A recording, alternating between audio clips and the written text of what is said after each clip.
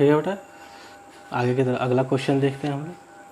ठीक, देखिए अगला क्वेश्चन देखते हैं। अगला क्वेश्चन क्या है, ये एक्सरसाइज फर्स्ट है, एक्सरसाइज फर्स्ट में का दूसरा क्वेश्चन। दूसरा क्वेश्चन क्या है, सेकंड क्वेश्चन है हमारा बेटा, let it be second question.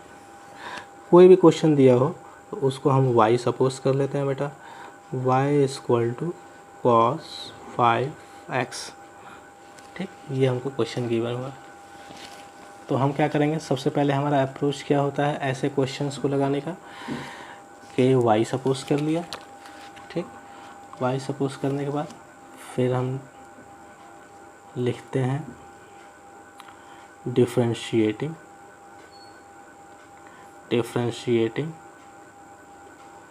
both sides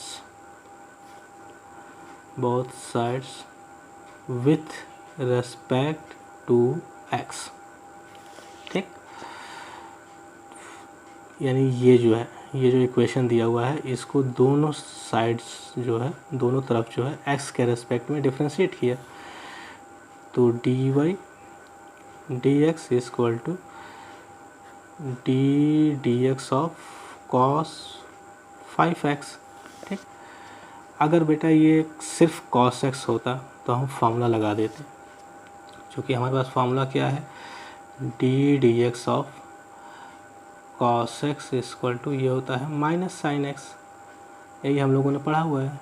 ठीक, माइनस साइन x। लेकिन यहाँ पे cos 5x दिया हुआ है, cos x नहीं दिया हुआ है, यानी ये हमारे पास एक नई चीज़ आ गई। तो जो नई चीज़ आती है, ठीक, उसी को हम लोग क्या कर लेते हैं, उसी को हम लोग सपोज कर लेते हैं, लेट कर लेते हैं u इक्वल टू 5x। जिस समय हम लोग सपोज करते हैं उसी समय हम लोग इनको डिफरेंशिएट कर देते हैं x के रेस्पेक्ट में। तो du dx equal to 5x का हो जाएगा बेटा 5। आई होप क्लास 11 से आप लोग को इतनी आइडिया होगी। ठीक, x के पावर n वाला फॉर्मूला लगा दिया। अब देखो बेटा, d dx of cos 5x, 5x को कितना सपोज किए हैं u, तो यहाँ लिखेंगे u। ठीक है, और अगर आप चाहें तो यहाँ भी चेंज कर सकते हैं, या तो नेक्स्ट स्टेप में चेंज कर सकते हैं, dx ऑफ, ठीक, cos u, फंक्शन है u में, ऑपरेटर है x का, तो ऐसे डिफरेंशिएशन होगा नहीं। तो हम क्या करेंगे, पहले ऑपरेटर चेंज करेंगे। तो जो फंक्शन होता है उसी का ऑपरेटर हम लेते हैं, फंक्शन u में है तो du से मल्टीप्लाई कर दिया, du से डिवाइड कर दिया, ये du इधर और ये dx इधर चला आएगा। तो ये हमारा बन जाएगा बता du cos u into du dx। ठीक है, du ऑफ cos u, ठीक, जैसे dx ऑफ cos x, तो dx ऑफ cos x कितना होता है बेटा, माइनस साइन x होता है। वेरिएबल कुछ भी हो सकता है, यहाँ वेरिएबल जो है कुछ भी हो सकता है। ठीक, तो अगर x में वेरिएबल, अगर वेरिएबल x में है तो आंसर x में आएगा, वेरिएबल u में है तो आंसर u में आएगा। तो du ऑफ cos u, तो इसके जगह, इस पूरे की जगह हम लोग क्या लिखेंगे बेटा, माइनस साइन u। ठीक है, ये इंटू है तो यहाँ इंटू लिख दिया। फिर du dx, तो du dx की वैल्यू कितनी है 5, तो हम यहाँ पे लिखेंगे 5।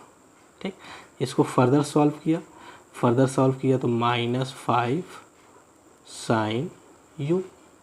ठीक है, यानी कि हमारा dy dx, ठीक, हमारा dy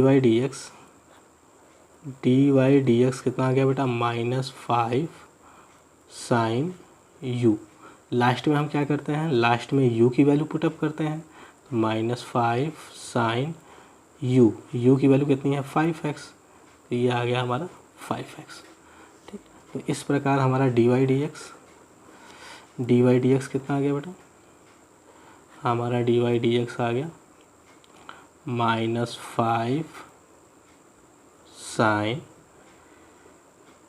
-5 sin 5x ये हमारा रिक्वायर्ड आंसर होगा। ठीक है बेटा, ठीक। आई होप ये क्वेश्चन समझ में आया होगा। अगला क्वेश्चन हम लोग देखते हैं। देखो बेटा,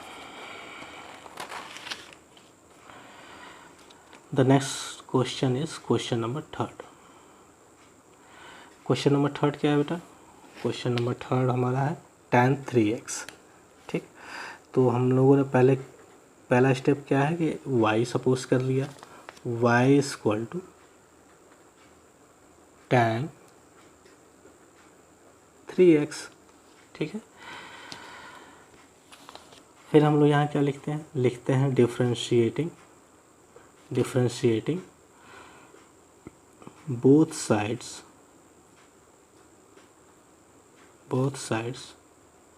with respect to x। ठीक, x के रेस्पेक्ट में डिफरेंशिएट कर दिया। ठीक है, तो x के रेस्पेक्ट में डिफरेंशिएट कर दिया तो यहाँ क्या मिल जाएगा? dy।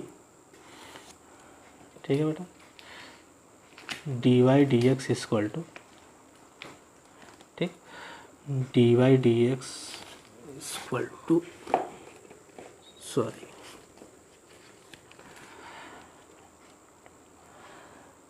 dy dx is equal to, sorry for disturbance, dy dx is equal to d dx of tan 3x। 1 minute, 1 second बेटा रुक जाओ।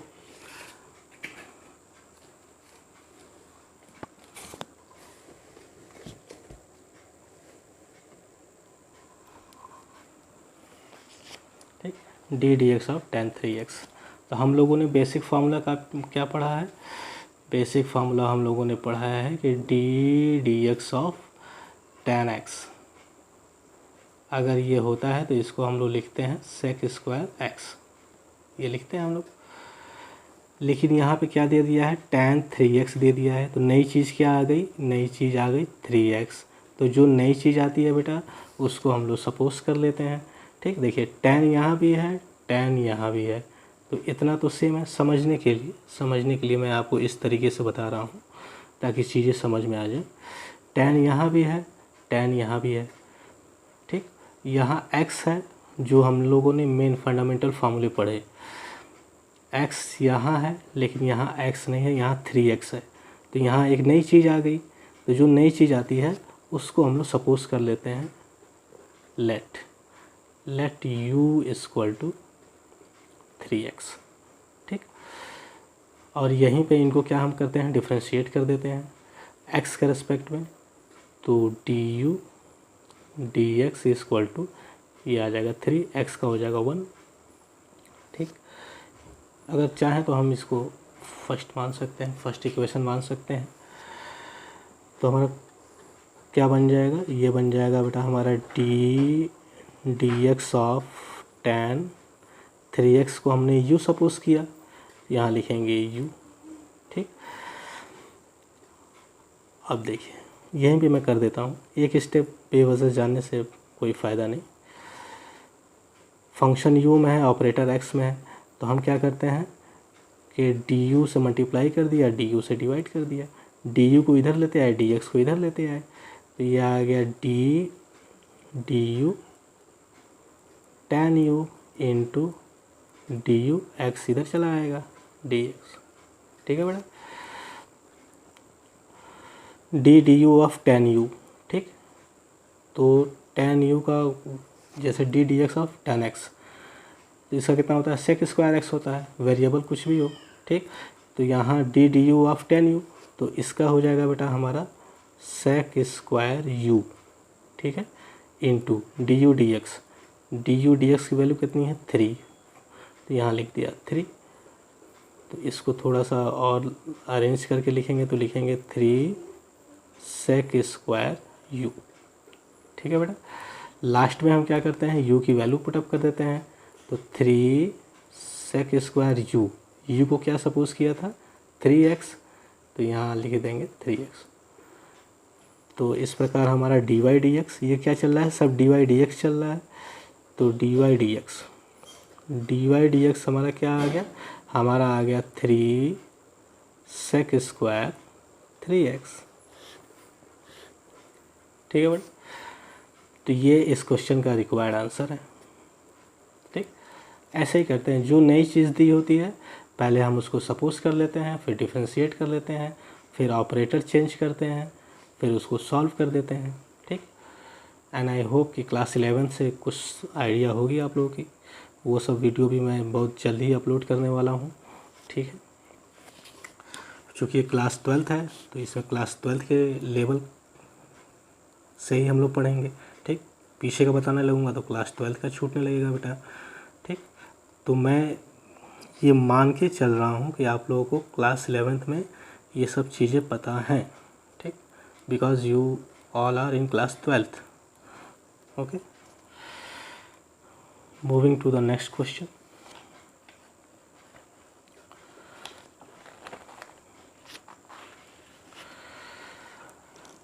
अगला क्वेश्चन क्या है बेटा, question number 4, y equal to cos x cube, cos x cube. ठीक है बेटा, इसको सॉल्व करना है। तो पहला स्टेप हम लोगों ने सीखा कि पहले लिखते हैं डिफरेंशिएटिंग बोथ साइड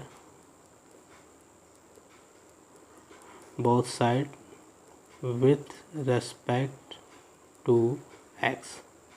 ठीक, इसको डिफरेंशिएट किया तो dy dx इक्वल टू यह आता है बेटा dx of cos x cube. ठीक, इतना लिखने के बाद फिर हम अपना दिमाग कहाँ ले जाते हैं, फंडामेंटल फार्मूले पे। अगर याद है तो बहुत अच्छी बात, नहीं याद है तो थोड़ा सा उसको मेमोराइज कर लेते हैं कि हमारा फंडामेंटल फार्मूला क्या है। तो ये कॉस दिया हुआ है, तो कॉस में हम क्या पढ़े हैं बेटा, कॉस में पढ़े हैं कि डी ऑफ कॉस एक्स ये कितना होता है, माइनस साइन एक्स। ठीक, तो यहाँ कॉस एक्स होता है तब माइनस साइन एक्स लिखते हैं, लेकिन यहाँ पे कॉस एक्स क्यूब आ गया, कॉस एक्स तो है नहीं, कॉस एक्स क्यूब आ गया, यानी ये एक्स क्यूब एक नई चीज़ आ गई हमारे लिए। तो जो नई चीज़ होती है उसको हम क्या करते हैं, सपोज कर लेते हैं। तो उसको हम लोगों ने सपोज कर लिया यू, क्या कर लिया, u equal to x cube. और जिस समय सपोज करते हैं उसी समय डिफ्रेंशिएट कर देते हैं एक्स के रेस्पेक्ट में। तो d u d x equal to, इसको डिफ्रेंशिएट करेंगे तो एक्स क्यूब का डिफ्रेंशिएशन कितना होगा, एक्स क्यूब का डिफ्रेंशिएशन देखो बेटा, एक फार्मूला हम लोगों ने पढ़ा है एक्स के पावर n, तो इसका होता है n एक्स के पावर n माइनस 1। ठीक, तो यहाँ पे क्या है, यहाँ n की जगह 3 है। ठीक, तो इसी फार्मूले पे हम इसको रखेंगे, तो इसी फार्मूले पे इसको हम लोग रखेंगे तो ये आएगा 3x के पावर 3 माइनस 1। ठीक है, तो ये आ जाएगा 3x स्क्वायर, यानी कि डी यू डी एक्स ये हमारा कितना आ गया, ये हमारा आ गया 3x स्क्वायर। इसको चाहे तो हम फर्स्ट मान सकते हैं। ठीक है बेटा, अब आते हैं अपने ओरिजिनल पे क्वेश्चन पे। तो हमारा क्वेश्चन किस फॉर्म में बन गया, डी एक्स ऑफ ये कॉस एक्स क्यूब को क्या सपोज किया u, तो u। ठीक, यहीं पे आप ऑपरेटर चेंज कर दीजिए।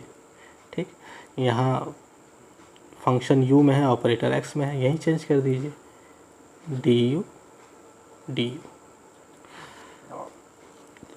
ऑपरेटर चेंज कर दिया बेटा, ऑपरेटर जब चेंज किया तो देखिए ये आ जाएगा D you cos u into D u d x. ठीक है, डी यू कॉस यू को कितना हो जाएगा, माइनस साइन यू। ठीक, डी यू डी एक्स कितना हो जाएगा, डी यू डी एक्स की वैल्यू 3x स्क्वायर, तो 3x स्क्वायर। ठीक है, और फिर इसको थोड़ा सा प्रॉपर वे